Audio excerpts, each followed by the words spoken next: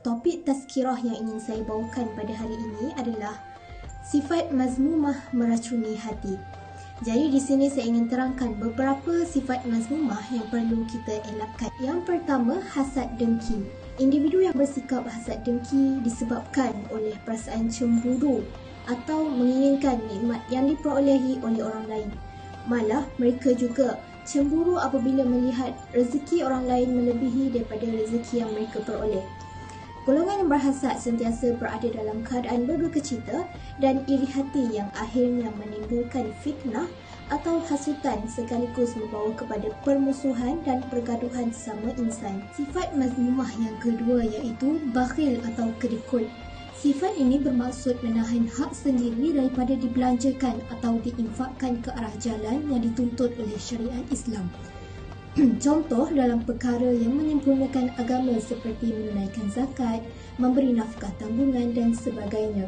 Jadi segala pemberian dan nikmat yang dikurniakan oleh Allah Subhanahu Wa Taala menjadi sia-sia sekiranya tidak digunakan sebagaimana yang dikehendakinya.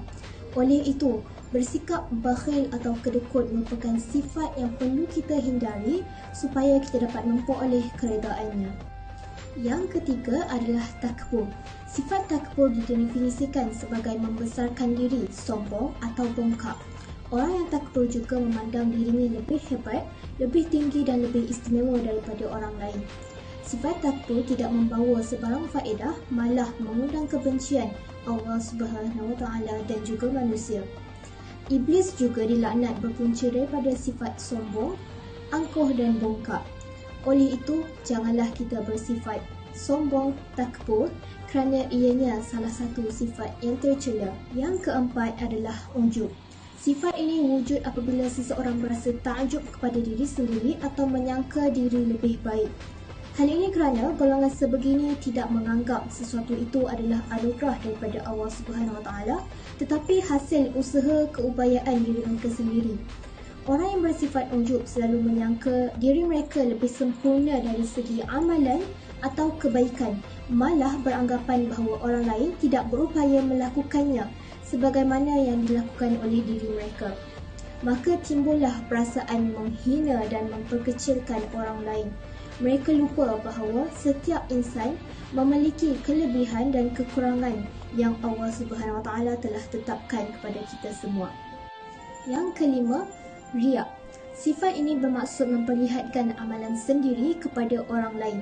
Setiap amalan yang dilakukannya bertujuan untuk menunjuk-nunjuk dan menyimpang daripada niat asal, iaitu untuk beribadat semata-mata hanya kerana Allah Subhanahu Wa Taala.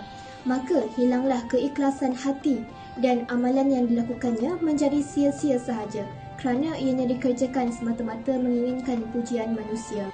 Yang terakhir, sum'ah. Sum'ah bermaksud orang yang suka menyebut atau mengungkit jasa dan amalan baik yang dilakukannya kepada orang lain. Sikap sebegini akan menghapuskan pahala amalan tersebut, sedangkan setiap amal kebaikan adalah anugerah Allah Subhanahu Wa Taala. Di sini suka untuk saya sentuh firman Allah dalam surah Asy-Syu'ara ayat 88 hingga 89 yang berbunyi, maksudnya, hari kiamat ialah hari di mana harta dan anak tidak berguna kecuali mereka yang menghadap Allah dengan hati yang bersih. Kesimpulannya, setiap mukmin perlu sentiasa berusaha mencari jalan, mendidik dan merawat hati kerana hati yang sentiasa dirawat dan disuburkan dengan amalan soleh akan mudah tunduk dengan perintah Allah. Jadi mari sama-sama kita muhasabah diri, mudah-mudahan kita memiliki hati yang tulus ikhlas dalam beribadat dan beramal soleh tanpa wujudnya sifat-sifat mazmumah. InsyaAllah. Wallahu a'lam, itu sahaja daripada saya. Terima kasih.